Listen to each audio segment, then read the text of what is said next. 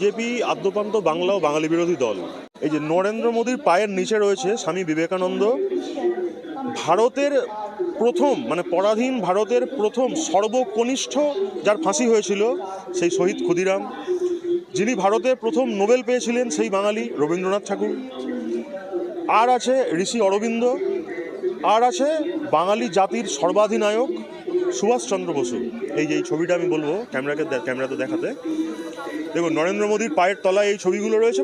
এরা তো আদ্যপান্ত বাঙালি বিরোধী, এদের সেন্স নেই, কে মনীষী কে মনীষী নয় এরা ওটা জানে না। আমরা যেমন এই যে ভারতের বাঙালি জাতির মহানায়ক নিয়ে আমি বই এনেছি, এই মহানায়কদের আমরা মাথায় করে রাখি, আর নরেন্দ্র মোদী এদের রেখেছে পায়ের নিচে, এটাই তফাৎ।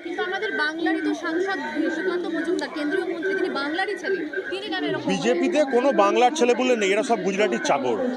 সুকান্ত মজুমদার হতে পারে, সেটা শুভেন্দু হতে পারে, সমীর ভট্টাচার্য হতে পারে, এরা সবাই হচ্ছে দিল্লির গুজরাটি প্রভুর চাকর। চাকরকে মালিক যেরকম বলবে চাকররা সেরকম স্ট্যান্ড নেবে। এদের কোনো জাতিসত্তা নেই, এদের মধ্যে কোনো বাঙালি আনাও নেই।